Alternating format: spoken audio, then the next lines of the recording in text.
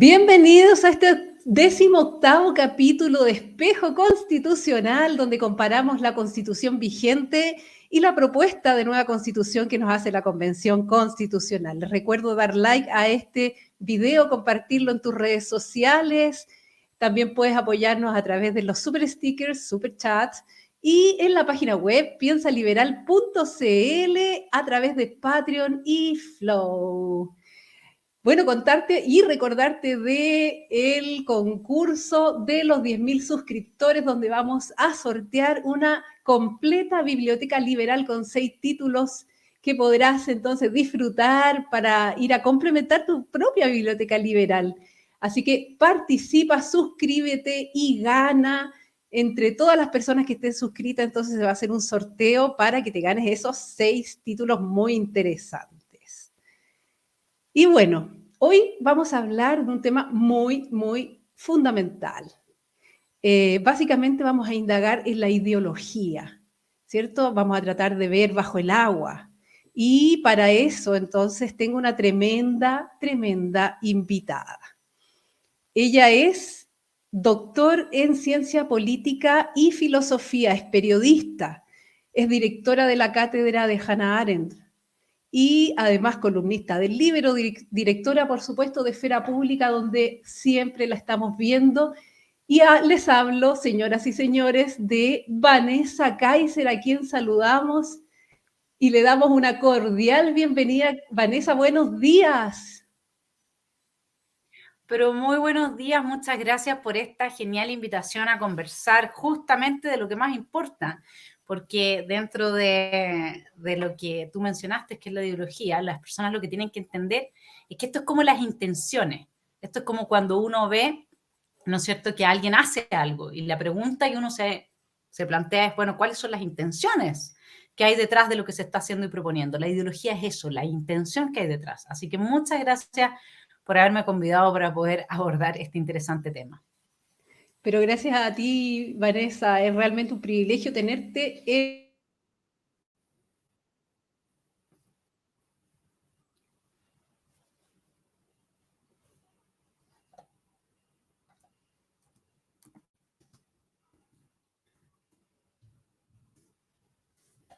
el preámbulo de esta propuesta de nueva convención. Entonces, el preámbulo versa así: nosotras y nosotros, el pueblo de Chile, conformado por diversas naciones, nos otorgamos libremente esta constitución acordada en un proceso participativo, paritario y democrático. ¿Qué te parece entonces el preámbulo, Vanessa? ¿Qué ideologías hay detrás? Yo creo que habría que empezar por el nosotras y nosotros. Yo que recuerdo de la gramática, con el nosotros con no basta y sobra para contener, ¿cierto?, ambos géneros.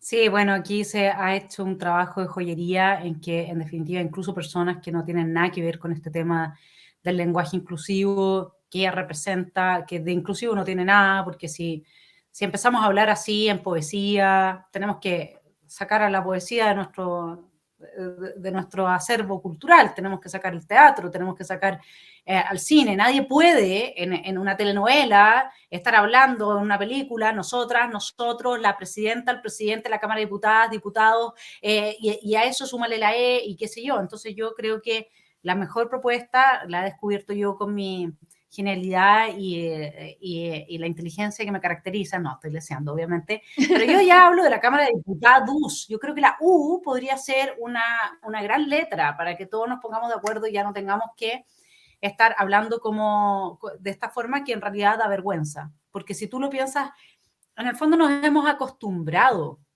Las personas normalizamos rápidamente ciertas cosas. Lamentablemente en Chile estamos normalizando la delincuencia, los homicidios, el narcotráfico, la narcopolítica, el narcoterrorismo, y que nos metan la mano en la urna. Fíjate que dice el proceso democrático.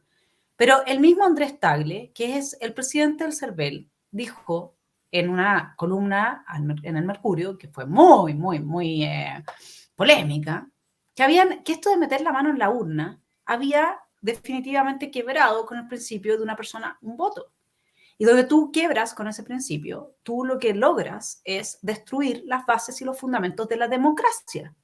Con independencia, mi valor, mi dignidad es que con independencia de cuáles sean mis genitales o cuál sea mi genética, porque esto es la institucionalización del racismo, mi voto pesa lo mismo que lo de cualquier otro ciudadano chileno. Es ahí donde nosotros nos encontramos.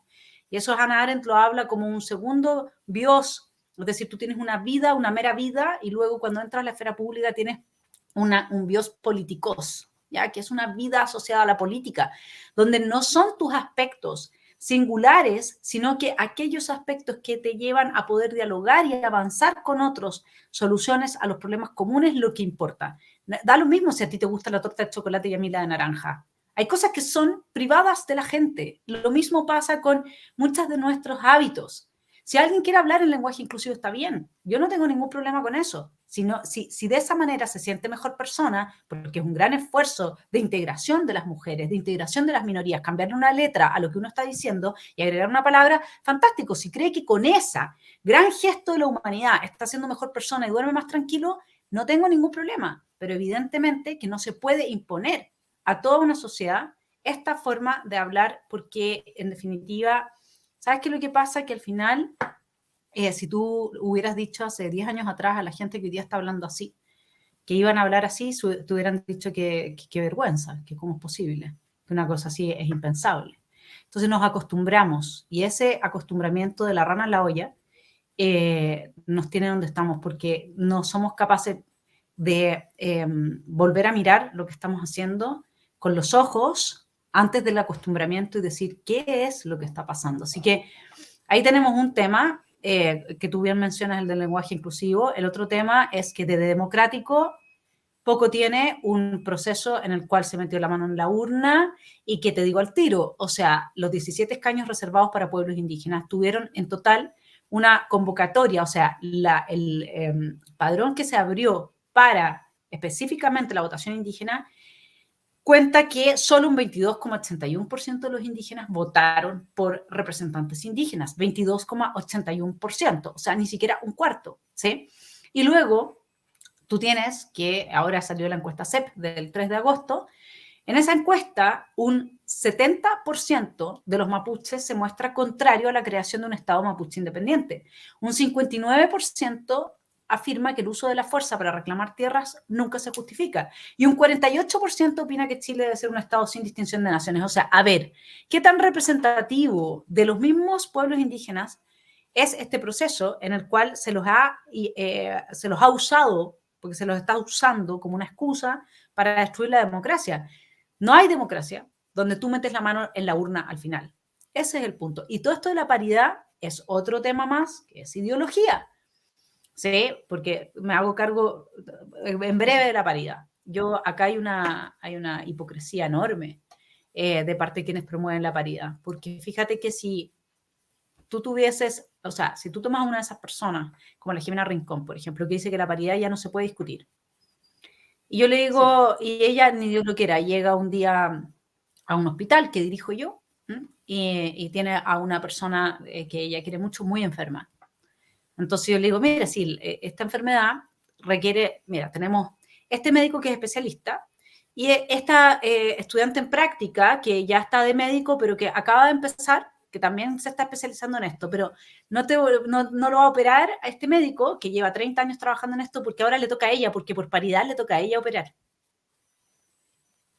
Claro. Entonces, ¿qué es lo que me diría una persona relativamente sensata? No, pues yo quiero que opere a la persona que yo quiero que le salve la vida el que tiene más talentos para hacerlo, con independencia de si es un pene o una vagina lo que lleva entre sus piernas. Exacto. ¿Sí? Sí, claro. Entonces, esa es la gran hipocresía de todo esto, que es imposible promover la paridad de la forma que lo están haciendo, es una extorsión, es una mano en el mercado. Porque a lo que apunta todo esto es finalmente que si todo es paritario, están en el fondo interviniendo en nuestra cultura que avanza el mérito y que justifica la tenencia de la propiedad por tu mérito y esfuerzo. Ahora ya no es tu mérito y esfuerzo. Ahora es si es que depende de lo que te cuelgue entre las piernas. Exactamente. Es inaceptable. Es inaceptable. Bueno, la paridad, entonces, meterle la mano a la urna y también habla de un proceso democrático. Entonces vamos a ver un video ahora para hacer un poquito de memoria, ¿cierto? ¿Cómo partió todo este proceso? Este proceso que dicen tan democrático, a mi gusto tiene un origen no democrático. Veamos entonces para que refresquemos esa memoria. Adelante. Pero ¿cómo se llegó a esto? El 6 de octubre, a las 0 horas, comenzó a regir el aumento en el precio del pasaje del metro. Los primeros en protestar son estudiantes. Así se manifestaban, y en su mayoría son mujeres. Las movilizaciones explotan. Las protestas por el aumento del precio del metro derivan en choques entre manifestantes y policía antimotines en Santiago. Al 18 de octubre, 136 estaciones que integran la red del metro sufren ataques. Al menos 16 buses son incendiados en las calles. Grupos de manifestantes prenden fuego también el edificio de la compañía eléctrica Enel y una sucursal del Banco de Chile. Al día siguiente, el presidente de Chile, Sebastián Piñera, decreta estado de emergencia en las provincias de Santiago y Chacabuco. Piñera deja sin efecto el aumento del precio del metro y llama al diálogo. Vamos a suspender el alza de los pasajes del metro. He tomado la decisión de decretar la suspensión de libertades personales, de movimiento, a través de un toque de queda total en las provincias de Santiago, Chacabuco y comunas de Puente Alto y San Bernardo. Se registran movilizaciones e incendios contra el gobierno en otras ciudades. El 20 de octubre, el Congreso ratifica la suspensión. El presidente Piñera da un nuevo discurso y habla de una guerra. Estamos en guerra contra un enemigo poderoso, implacable, que no respeta a nada ni a nadie. El 30, el mandatario anuncia que Chile no será sede del Foro de Cooperación Económica Asia-Pacífico ni de la Conferencia de Naciones Unidas sobre Cambio Climático. El 31, el presidente visita a carabineros heridos.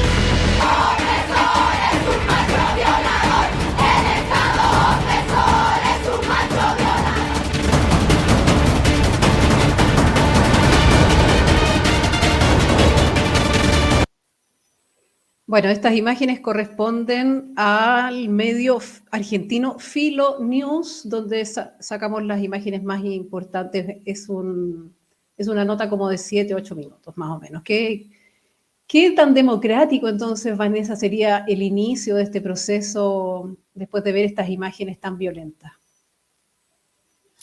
A mí me parece que tu pregunta es fundamental y que tendríamos que nunca olvidar la pregunta por el origen. Porque no fueron los chilenos los que van y tienen ese acelerante guardado en, no sé, pues al lado del basurero. Cada uno de nosotros tiene un estanque acelerante para ir a quemar 72 estaciones de metro, incendiar un edificio. ¿Eso es propio de los chilenos? Tú sabes que para incendiar una estación de metro, tú no sacas nada con echarle acelerante al cemento, porque el cemento no se quema. Tú tienes que ir a buscar aquellas zonas en la estación de metro que están, por ejemplo, llenas de cables, ¿ya? Y a esos cables tú les echas el acelerante y ahí es cuando tú puedes quemar una estación de metro. ¿Cuánto te demoras en descubrir las zonas que tú puedes usar para quemar una estación de metro? Son semanas de investigación, semanas. Entonces, por eso es que te digo el tema del origen. Más allá de que son muchas las constituciones que se han presentado como una solución en un momento crítico que viven los países, y desde esa perspectiva yo no tendría mayor problema en que ya quedó la grande, qué sé yo, mira, la gente estaba cansada, los abusos tenían que ver con la Constitución, porque esta era una Constitución que protegía a determinados grupos privilegiados como la que nos están proponiendo ahora. Y por lo tanto salieron a las calles y no quieren más esta Constitución que explícitamente protege a determinados grupos. Y fue con violencia y todo el cuento. Bueno, es parte de la historia humana, es así, ¿te das cuenta? Pero el problema es que acá no es eso. El problema es que acá la gente de partida no salió nadie a la calle con un cartel de quiero nueva constitución. Porque lo que querían era que efectivamente el 70% del aumento en el gasto en salud y en educación se tradujera en beneficios sociales. Pero no se traduce porque se está quedando la plata en el camino, no está llegando al ciudadano en la forma de un derecho social. Toda la plata que se está invirtiendo, ¿por qué? Porque tenemos un Estado gigantesco. La gente está cansada de los abusos de ciertos grupos económicos, con mucha razón. Eso no se va a resolver con el tema de la nueva constitución. Es más, el proyecto de nueva constitución ni siquiera toca al sector bancario. No liberaliza ningún mercado. No habla de libertad y de competencia en ninguno de los mercados que está capturado hoy día. En nada, ni en la farmacia, ni en el cabotaje, ni en la banca, ni en los pollos, ni en ninguna cuestión. Entonces, ¿de qué están hablando? El punto es que acá hubo un informe de la Dirección de Inteligencia del Ejército por el cual fue consultado por la fiscal, que ahora no me acuerdo el nombre, que interrogó a Sebastián Piñera, al expresidente, que decía que habían entrado 600 agentes clandestinos a Chile a hacer esta pega. Entonces, ¿por qué no había que salir a protestar en ese momento? Justamente porque lo que terminaron legitimando es la revolución. Entonces eso es muy distinto de una ciudadanía enojada, con todo el derecho que puedan tener. Pero una ciudadanía enojada no te quema 72 estaciones de metro, menos en Chile. No te destruye las iglesias, no destruye el centro de Santiago, no juega a favor del narco, de la primera línea. Una ciudadanía enojada no hace eso. Ese es el problema, que acá se nos traslapó un proceso de malestar social muy bien leído por los elementos revolucionarios que hay en nuestro mapa político, con el proceso revolucionario. Y hasta el día de hoy no somos capaces de desbaratar este ensamblaje, por decirlo de alguna manera. Y lo que tiene que hacer, si es que llega a ganar el rechazo, lo que tiene que hacer el Congreso, que en su diseño de darnos una nueva oportunidad, tiene que poner mucho ojo en que este proceso, este ensamblaje se divida, se vuelva a dividir, queden los revolucionarios en evidencia y efectivamente avancemos en un proceso institucional que ponga fin a esta incertidumbre. En definitiva, aislar al octubrismo, ¿cierto? Dejarlos ahí solitos. Eso sería entonces una buena solución. Bueno, también vamos a revisar nuevamente el preámbulo entonces. Dice, acordado en un proceso participativo, paritario y democrático. Entonces ahora vamos a revisar los dichos del señor Stingo a días de haberse instalado la Convención Constitucional en el programa Estado Nacional. Veamos esas imágenes. Sí, pero los grandes acuerdos los vamos a poner nosotros y que quede claro. Y los demás tendrán que sumarse. ¿Nosotros quiénes? Nosotros los que somos, los que no somos de derecha. O sea, porque quede clarito, porque si no nos vamos a empezar a dar vueltas. Aquí no ganó la derecha, y la derecha estaba por el rechazo. Y entonces, como la derecha estaba por el rechazo, ahora tiene una minoría. Nosotros vamos a poner los grandes temas. ¿Por qué? Porque representamos a la gente. O sea, los que ganamos representamos a la gente. Ya, pero entonces apuestas conversar, a que... por supuesto. No, sí, si quieren unirse a conversar que un solo sistema de salud y no sistema privado y público, ni un problema. Si usted quiere un sistema de privado de salud, perdone, va a perder. Si usted quiere desprivaticemos todos los derechos sociales. Solo conversar si estamos de acuerdo contigo. Bueno, es que no amigo, con la mayoría parece. de los chilenos y chilenas que ganaron el 25 de octubre y ahora. Ese es el problema, que ustedes quieren hacer una cosa como... No, aquí los derechos sociales se desprivatizan, todo, y el agua también. Perdón, ¿quién piensa así? Casi el 80% de los chilenos. Soberbia y arrogancia. No es arrogancia y arrogancia. Es que ustedes no pueden imponer nada al resto de los chilenos porque ustedes perdieron el 25 de octubre y ahora. Yo no, y la Carol tampoco. Nosotros no representamos a la ciudadanía, solamente la representas tú, parece. No, pregúntale a cada uno de ellos. No, pero que... ¿Y por qué hay 4 acá y 2 acá? ¿Por qué tú crees que nosotros cuando dijimos somos 4 y ustedes son 2? ¿Por qué crees tú que hay 4 acá y ustedes son 2? Porque ustedes perdieron como conglomerado. Pero cálmate un poquito, no, porque estoy contando. tenía el de arrogancia en la convención. No es arrogancia, es que las conversas. Vamos a conversar, pero hay ciertos mínimos que ya el pueblo, la ciudadanía dijo ya cuáles eran. Y esos mínimos son derechos sociales. O sea, cuando votaron por ti, dijeron, ya, ¿no más salud privada? ¿Tú estás seguro de eso? Absolutamente sí. Yo también estoy seguro de eso.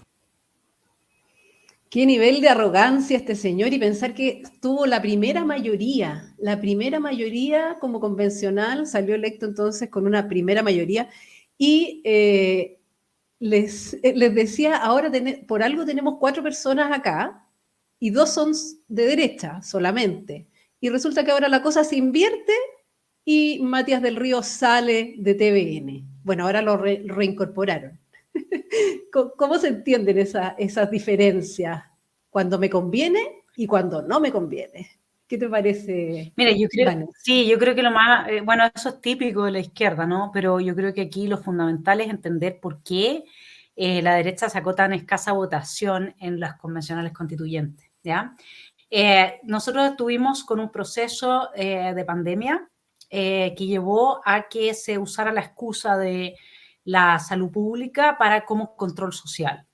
Hasta el día de hoy eso sigue siendo así, es un escándalo, o sea, no existe ni un país del mundo que todavía tenga ni pases, ni aforos, ni una cosa.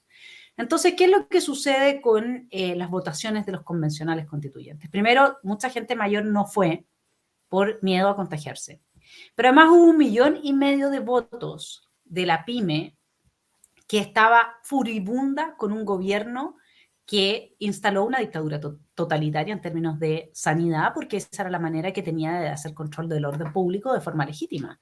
Porque sin la pandemia, esto, olvídate, nosotros estaríamos con el país quemado de Ica Punta Arenas. Entonces, ¿qué pasó? Que esa gente no fue a votar. 1,5 millones de votos no fue. Decidió ir a comerse un asado con su familia, muy legítimamente, porque dijo, no estoy ni ahí con esta cuestión. Yo quiero ver a mi gente y sin el límite del horario. ¿Te das cuenta? Entonces, claro, ese es el problema. El problema es que para esas votaciones se dio por primera vez un espacio de libertad en que tú te podías juntar con tu familia sin miedo a que te denunciara el vecino, porque resulta que en vez de 6 eran 7 o qué sé yo qué, sin tope de horario, por fin te podías abrazar todo, y la gente prefirió su familia y no fue a votar. Entonces, ¿quiénes fueron a votar? Fue a votar la gente más movilizada, que siempre son las personas de extrema izquierda. Y eso es lo que puso a toda esta parvada de tiranuelos repulsivos, porque tú ves que vas a un tirano ahí, es una persona absolutamente tiránica. Pero ¿por qué además vas a sacar una votación tan alta? Stingo. Porque compara... Perdón, es Stingo. Porque compáralo con la forma que tiene Marcela Cubillos, que es otra de las personas que saca un alto nivel de votación, de ser, de expresarse, de plantear las cosas. Él está representando la rabia de muchos que creen honestamente que en este país solo la derecha le soba el lomo a los empresarios. Es decir, empresario, entiéndase, aquel empresario que usa sus influencias políticas para destruir el mercado porque captura porciones de mercado importantes en los cuales no pueden haber competencia luego, ¿no? Pero eso no es verdad. En el caso de Soquimich están todos metidos, en el caso de Penta están todos metidos, todos están metidos. Entonces, ¿qué es lo que ha logrado instalar la extrema izquierda y la izquierda comunicacional, etcétera? Que acá es la derecha la que le soba el lomo a esta gente, que luego se colude con los pollos, con el tisú, con esto, con lo otro. Eso no es verdad. La verdad es que tanto la derecha como la izquierda, Nicanor Parra tenía razón, unidas jamás serán vencidas. Y aquí se les entró una extrema izquierda revolucionaria que entonces ocupó ese marco, ¿no? de plataforma para llegar al poder, y hoy día tenemos a un partido comunista que nos está gobernando y que nunca ha tenido más del 5 o 6% de representación desde el retorno de la democracia en adelante. No hay nada menos democrático que nuestro gobierno de día, digamos. Y más encima el Frente Amplio, que de frente y de amplio no tiene nada, porque no es más que el ejército adoctrinado del Partido Comunista. Y lo más triste de todo esto es que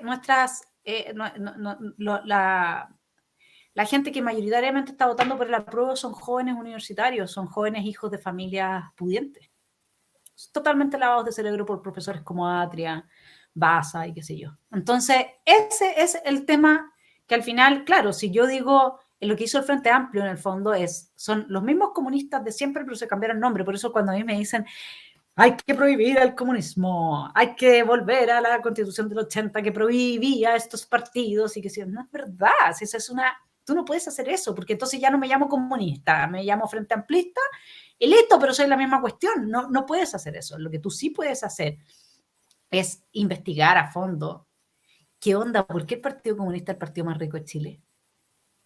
Sí. ¿Qué onda?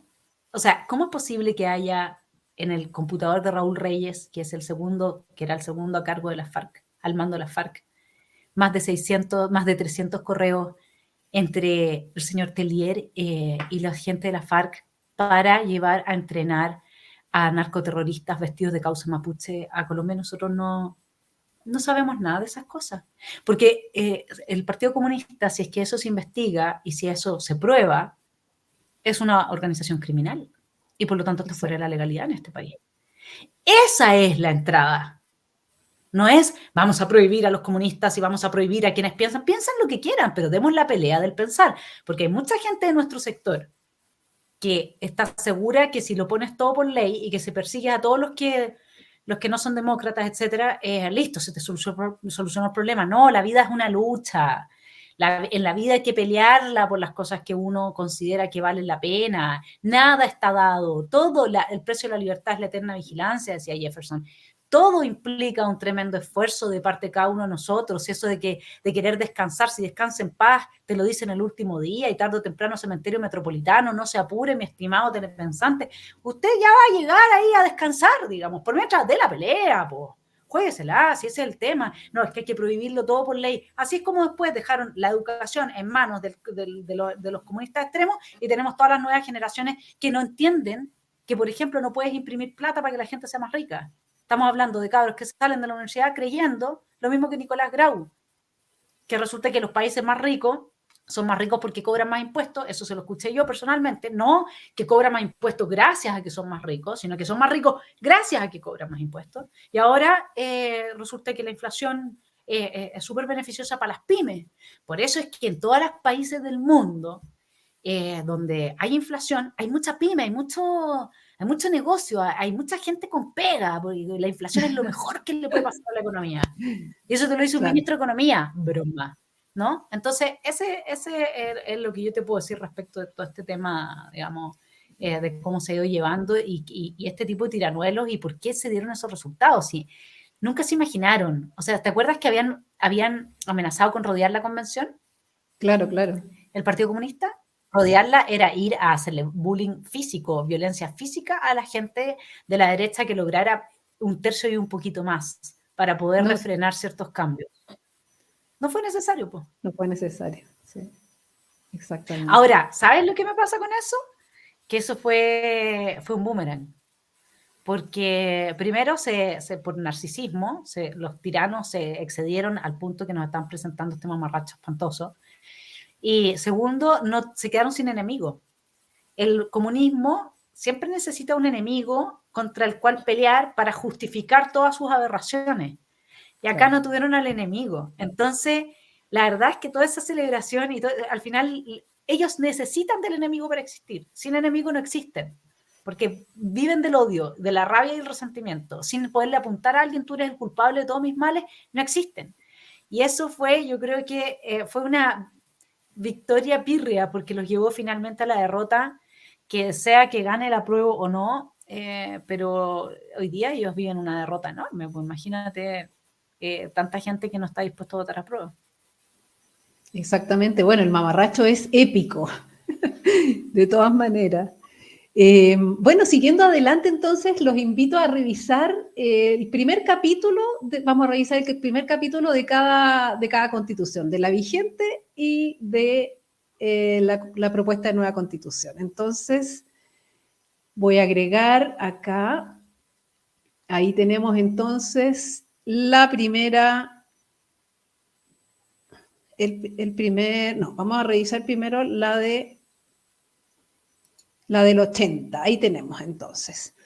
Capítulo primero, principios y disposiciones generales, artículo 1. Numeral 1, Chile es un Estado social y democrático de derecho. Me estoy equivocando. Perdón, ahí sí. No, es que quiero revisar, señor director, primero la actual, la vigente. La vigente, ahí estamos. La voy a ampliar para poder ver.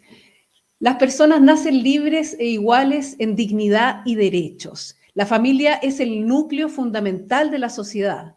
El Estado reconoce y ampara a los grupos intermedios a través de los cuales se organiza y estructura la sociedad y les garantiza la adecuada autonomía para cumplir sus propios fines específicos. El Estado está al servicio de la persona humana y su finalidad es promover el bien común, para lo cual debe contribuir a crear las condiciones sociales que permitan a todos y a cada uno de los integrantes de la comunidad nacional su mayor realización espiritual y material posible, con pleno respeto a los derechos y garantías que esta Constitución establece. El deber del Estado resguardar la seguridad nacional, dar protección a la población y a la familia, propender al fortalecimiento de esta, promover la integración armónica de todos los sectores de la nación y asegurar el derecho de las personas a participar con igualdad de oportunidades en la vida nacional. Bueno, ese es entonces el texto que nos rige desde el año 1980. Esta parte no ha tenido modificaciones y claramente entonces habla que la familia, ¿cierto?, es el núcleo fundamental de la sociedad, ¿cierto? Dice, las personas nacen libres e iguales en dignidad y derecho, y en el segundo párrafo, digamos, dice, la familia es el núcleo fundamental de la sociedad. Cuestión que no se nombra en la nueva Constitución. ¿Podríamos calificar este primer artículo como liberal, Vanessa? Sí, a ver, yo lo que uno en definitiva empieza a ver es que se establece en el proyecto, o sea, en la Constitución vigente, un principio que es fundamental, que es que el Estado está al servicio de la persona, no la persona al servicio del Estado. Y eso es algo que cambia radicalmente con el proyecto de nueva Constitución, porque nos va a costar, piensen ustedes que ya tenemos un gasto fiscal de 80, pongámosle 80, son 80.000 millones de dólares, pero no nos compliquemos, 80. Bueno, señora, señor, esto, implementarlo según los cálculos del Centro de Estudios Públicos, va a costar 30 anual. O sea, usted va a tener de 80 pesos, 30 menos para derechos sociales, menos de lo que hay hoy. ¿Y de dónde van a venir esos 30 para sostener toda esta burocracia y este aparataje estatal gigantesco que se va a instalar? De su bolsillo. Eso es esclavitud.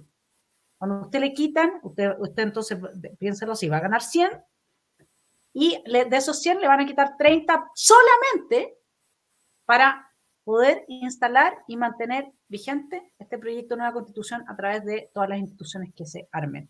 30 solo para eso. Entonces, yo puede ser que me equivoque en los cálculos y que lo esté haciendo de forma metafórica y más o menos poética. ¿Ya? Poética porque evidentemente que saber cuánto te va a costar a ti de tu bolsillo es algo que requiere de un trabajo técnico, ¿no? Pero sí o sí, implementar este proyecto, esto ya lo dijo el Centro de Estudios Públicos, son 28.000 millones de dólares al año. Eso significa aumentar los impuestos. Bueno, el proyecto de reforma tributaria que se plantea ahora es totalmente desquiciado. A ver, esto es simple. Es una forma, este es un diseño institucional que pone en posiciones de privilegio a cierta gente y que deja a los demás trabajando para esa gente. Esto es La granja de los animales de George Orwell, son los cerdos, y el resto de los animales todos trabajamos para los cerdos. No hay otra cosa. Si eso no va a generar animadversión y no va a generar rabia y no va a generar polarización, no sé qué es lo que lo puede hacer, pero yo creo que ese es el caldo cultivo perfecto para una guerra civil. Así es. Bueno, ojalá no sea, ojalá se rechace y eso no ocurra, ¿no? Sería tremendo tener algo así en nuestro amado Chile.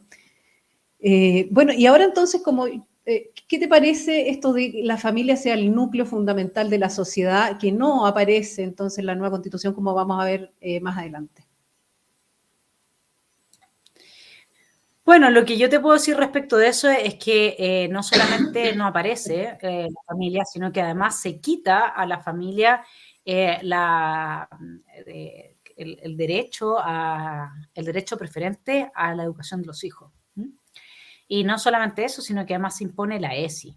La ESI es la educación sexual integral, que tiene tan bonito título como tantos títulos que saben poner la gente de izquierda. La ESI es una ideología que está inspirada en gente de extrema izquierda, como Deleuze y Guattari. Guattari estuvo en Chile hace un par de años atrás, que en el fondo promueven un humano andrógino, que no se defina con identidad sexual alguna, digamos. Hacia allá se va. La educación sexual integral tiene ese objetivo. Y para eso entonces lo que hay que hacer es plantearse como que uno no tiene una identidad definida.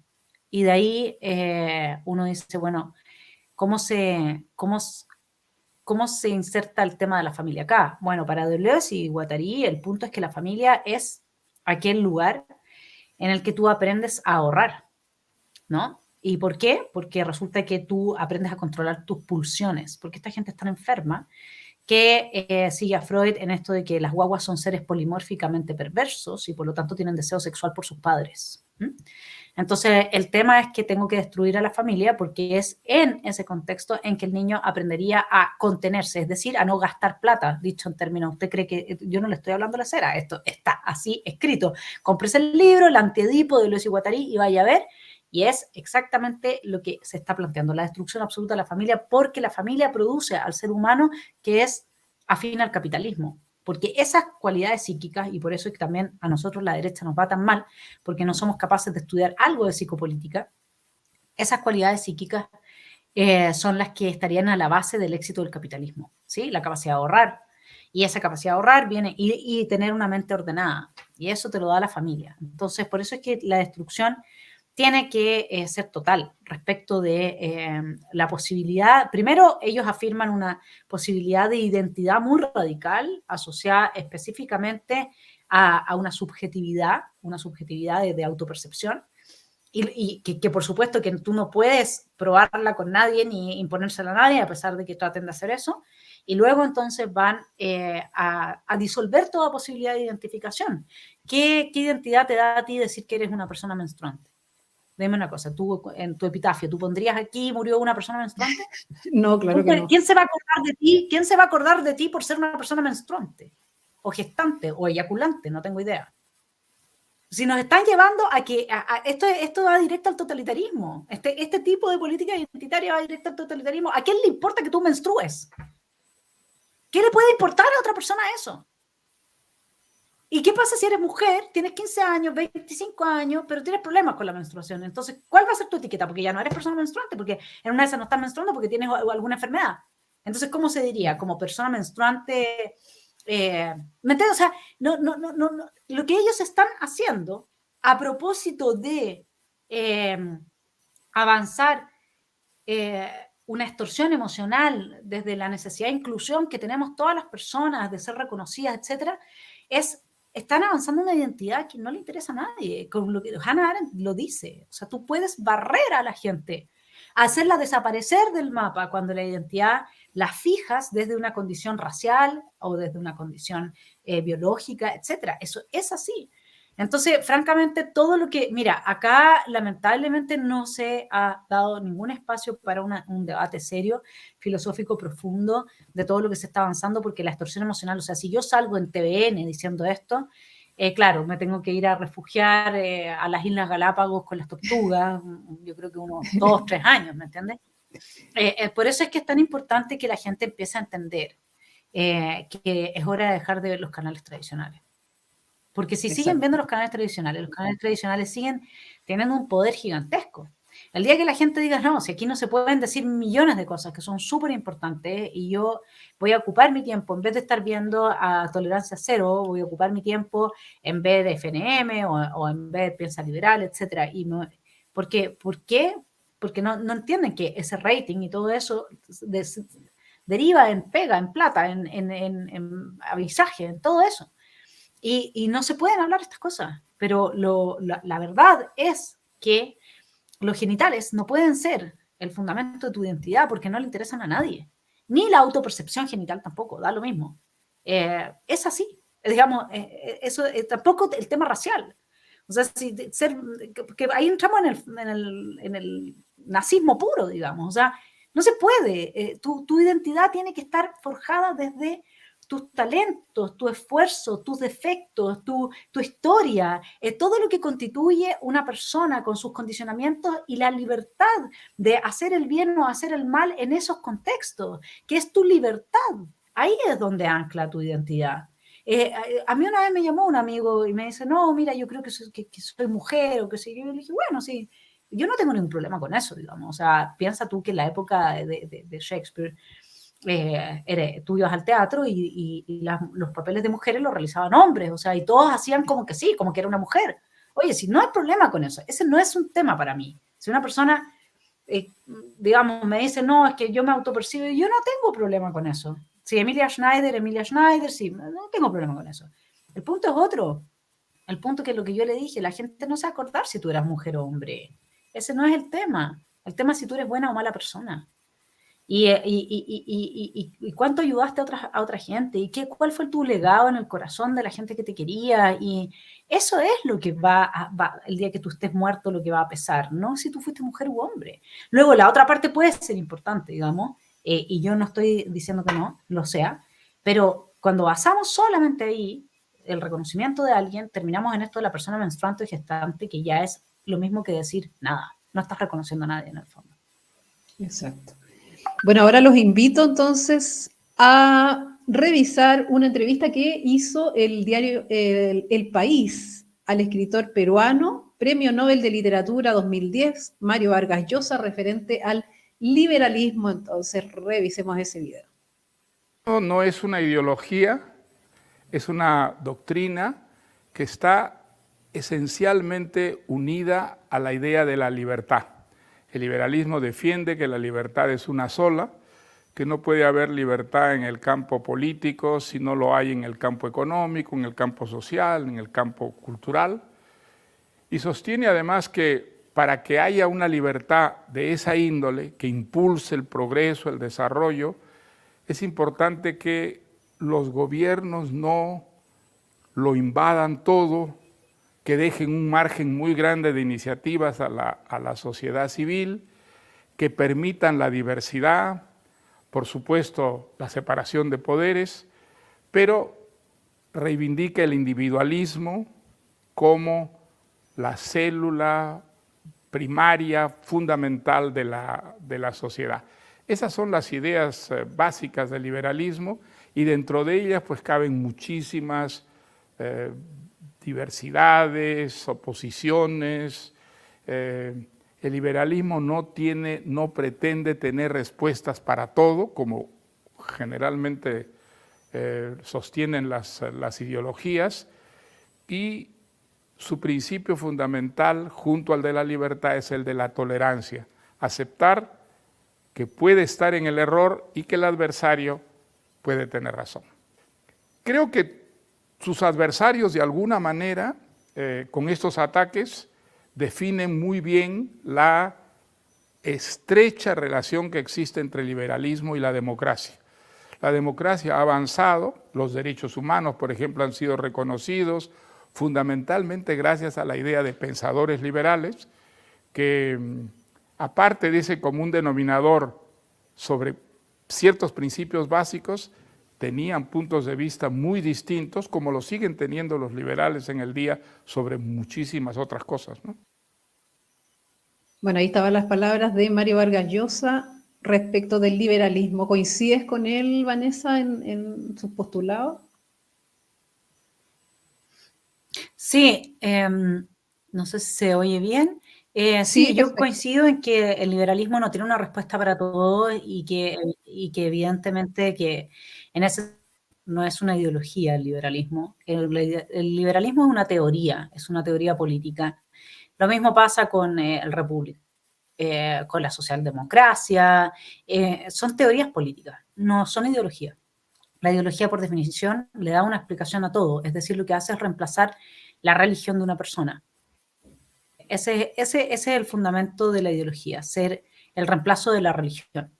Y en el caso de la izquierda tenemos la ideología, tiene a su Dios, que es el Estado, tiene a su demonio, que es el capitalismo, tiene a su origen, que es la igualdad, y por lo tanto funciona en la cabeza de la gente como una religión da las explicaciones a todos los hechos pasados, a todos los hechos por venir, a todos los hechos presentes, y justifica absolutamente todos los crímenes que tú puedas cometer, porque todo se hace en nombre del progreso, la razón y el bien de la humanidad.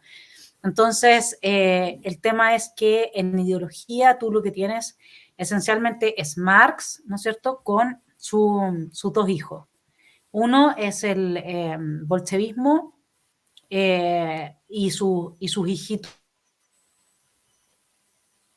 Ahí estamos con un pequeño problema de conexión con Vanessa.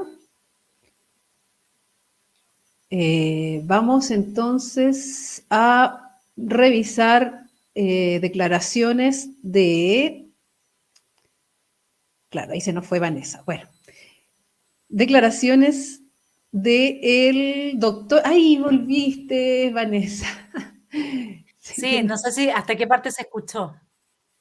Sí, bueno, nos hablabas que tiene la ideología, ¿cierto?, al Estado como padre, hablabas de como enemigo al capitalismo.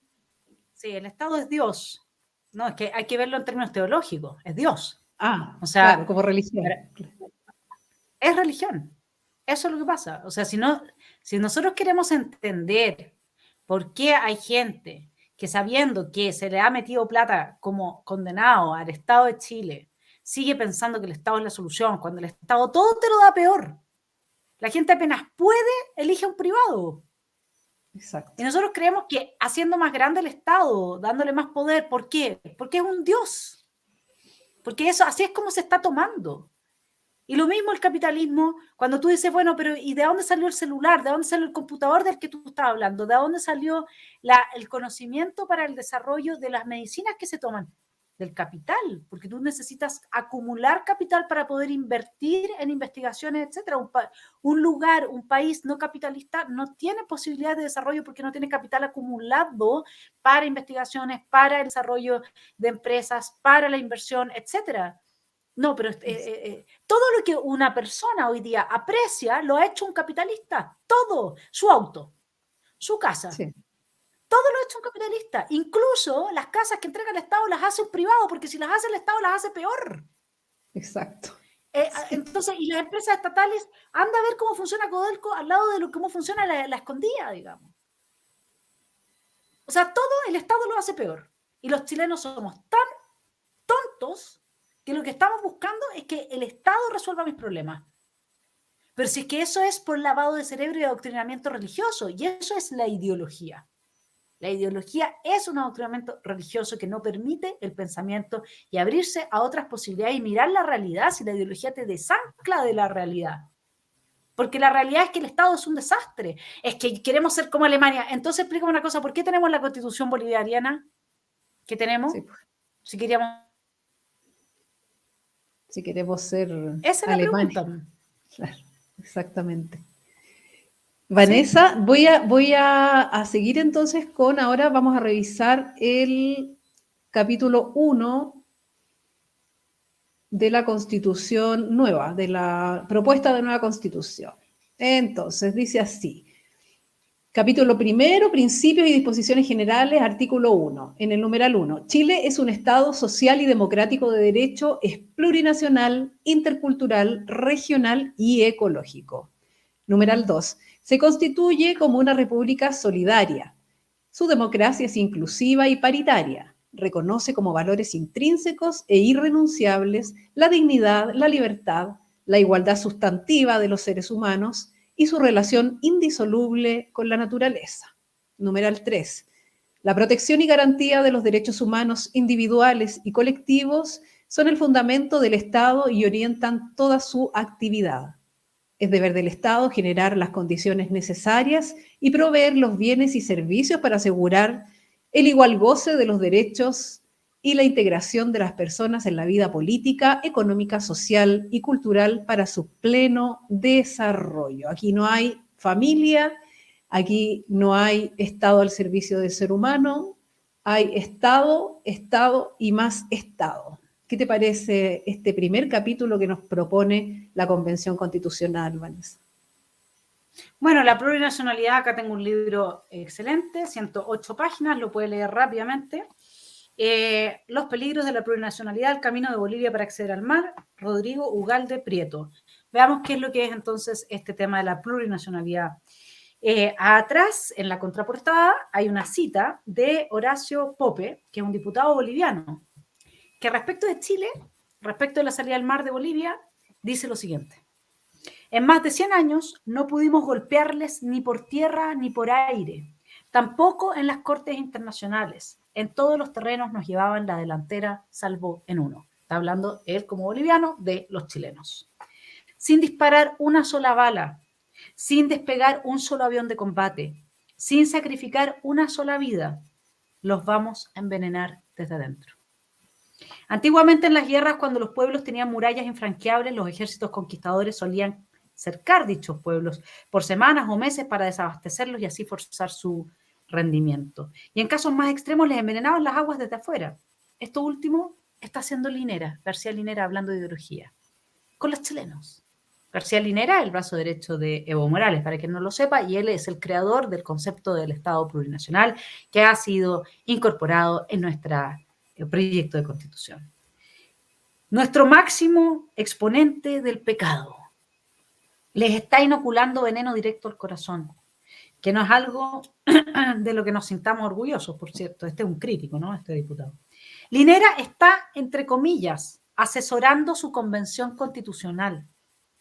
Ya lo han revelado varios medios chilenos. Linera los está llevando por los senderos de la plurinacionalidad, de la justicia diferenciada, de la segregación racial institucionalizada, de la apropiación indebida de territorios, de la dictadura sindical disfrazada de democracia participativa, etc. Por todos aquellos caminos que a nosotros nos han llevado al caos y la corrupción. Por primera vez somos ejemplo para Chile, pero de lo malo. Así es. Eso es la plurinacionalidad. Bueno, y además, como todos estos que plantean aprobar para reformar o para mejorar o para no sé qué, no se puede, porque dígame, Vanessa, ¿qué indígena, qué pueblo originario va a querer cambiar la plurinacionalidad? Ni una coma la van a cambiar. No, es que el problema es que nosotros no tenemos la realidad de países que tienen alto porcentaje de población indígena y que uno podría decir se han mantenido históricamente más o menos cercados, es decir, sin integración. Nosotros somos un pueblo mestizo, 12,8% de las personas en el último censo se considera a sí misma indígena. Y entonces, ¿cómo lo vas a hacer si una persona, por ejemplo, se puede considerar indígena y tener apellido González Rodríguez? ¿Y dónde está tu ancestro? No, es que mira, yo con la que me identifico una abuela que tuve Huincamán hace 5 generaciones atrás. ¿Qué vas a hacer? ¿Vas a mandar a la gente a hacerse test genéticos para establecer un arquetipo como lo hizo, como más o menos tipo Hitler, así? Para establecer un arquetipo, a ver quién es más indígena que quién para recibir este escaño reservado. Porque acá somos todos mezclas y los españoles llegaron sin señoras. Claro. Es así. ¿Ah? Entonces acá es la institucionalización o sea, esto es lo más cercano a los nazis, digamos, y lo que hay detrás ideológicamente es Carl Schmitt, que la extrema izquierda lo que hizo fue tomarse a Carl Schmitt, que era el jurista más importante del régimen nazi, que establece que la política existe, donde tenemos grupos de amigos y enemigos, y lo que han estado haciendo es enemistar a la gente permanentemente con sus discursos de odio, que son muy bien recibidos por una élite culposa que en lugar de entender a Jesús al modo que lo entienden las comunidades cristianas originales, lo entienden al modo de ciertos religiosos que están a la base de la teología de la liberación, es decir, desde el resentimiento, el odio, lo que Nietzsche dice de Jesús en una de sus visiones es un chandala, que es un tipo totalmente resentido. Y esta gente lo que promueve es el resentimiento y la culpa en las élites, etcétera, por no ser pobres, etcétera, ¿no es cierto? Entonces, ahí tienes lo que se ha venido instalando y Y esto es una pena tremenda porque los que peor lo van a pasar son justamente estos pueblos originarios que están por parte del comunismo y de estos intereses que tienen que ver con el caos y la corrupción, en el que al narcoterrorismo le va súper bien. Esto se trata de una nación indigenista, de establecer una nación indigenista, pero que a la base tiene la dirección del narcoterrorismo y necesitan la salida al mar porque obviamente que Bolivia es uno de los espacios geográficos tipo Temucuicuy donde más coca plantada hay, donde más se produce todo esto, y por lo tanto es fundamental para el narcoterrorismo una salida al mar que abarate los costos. Ahí se nos cayó Vanessa. Bueno, justamente de lo que ella estaba hablando, vamos a revisar entonces un nuevo video. Vamos a ver. Ya, ahí volvió. Sí. Bien, mi estimada, yo tengo otra entrevista a las 12. Haciendo como un resumen final, entonces tenemos que la ideología que tras la propuesta de nueva constitución, a su juicio, ¿cuál sería? A tu juicio. Así como... A ver, lo que pasa es que es un traslape de distintas manifestaciones ideológicas, pero lo que hay a la base es el fascismo. El fascismo lo que busca es desarrollar un tipo de política que se basa en la construcción de colectivos amigos y enemigos. Las mujeres en contra de los hombres, las mujeres en contra de los fetos, las minorías sexuales en contra de los heterosexuales en contra de las minorías sexuales, los wincas en contra de los pueblos originarios en contra de los wincas, los mapuches en contra de los yanaconas en contra de los mapuches, y así un largo etcétera de grupos de amigos y enemigos que terminan destruyéndose entre sí, y en ese caos, a río revuelto, ganancia de pescadores, minorías extremas y totalitarias como el Partido Comunista, esto fue la misma receta que se ocupó en Rusia, se terminan tomando el poder total y termina triunfando el régimen que inauguró el señor Chávez en Venezuela, que es la narcodictadura. La narcodictadura tiene la gran gracia de que promueve el comunismo con todas sus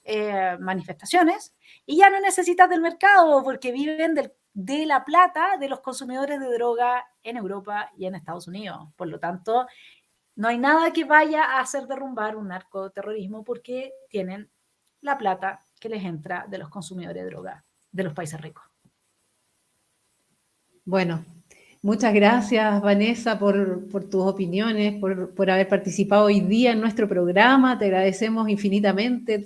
Me imagino que todo el público que va a ver después y el que está ahora conectado, tenemos un récord de asistencia, ¿cierto? De nuestros telepensantes, como dices tú en tu canal, Esfera Pública. Así que te quiero agradecer de todo corazón que hayas participado el día de hoy hablando, ¿cierto? Despejando todas las dudas respecto de la ideología que hay tras esta refundación de nuestro país, de esta idea de refundar Chile.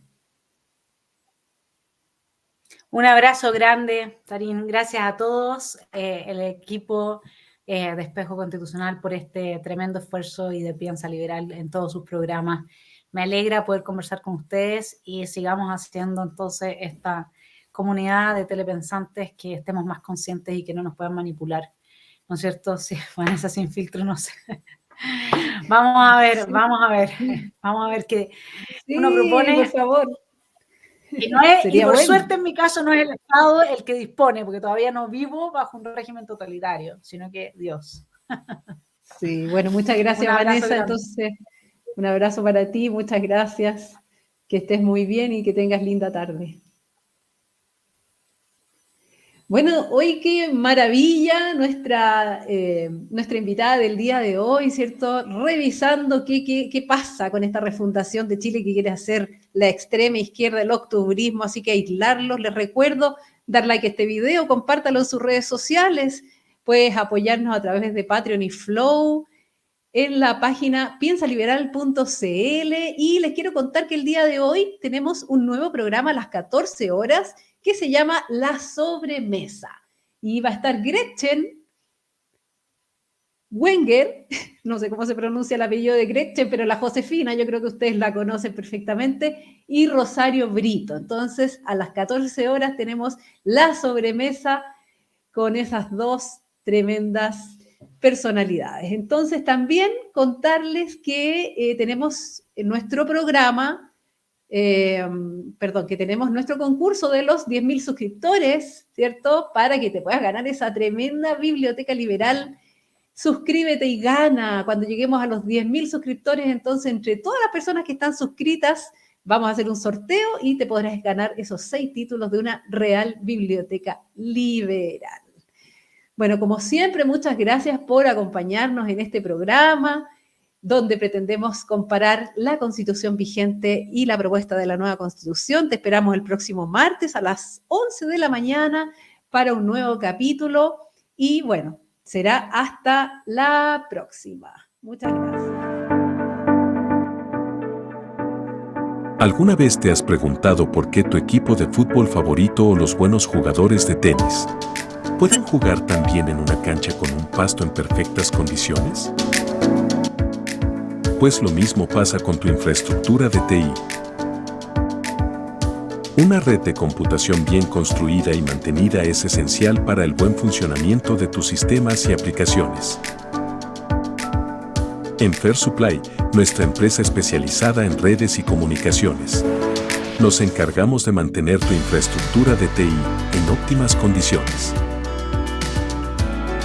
Contáctanos para más información y deja que nos encarguemos de tu delicado pasto, o en este caso, de tu delicada infraestructura de TI.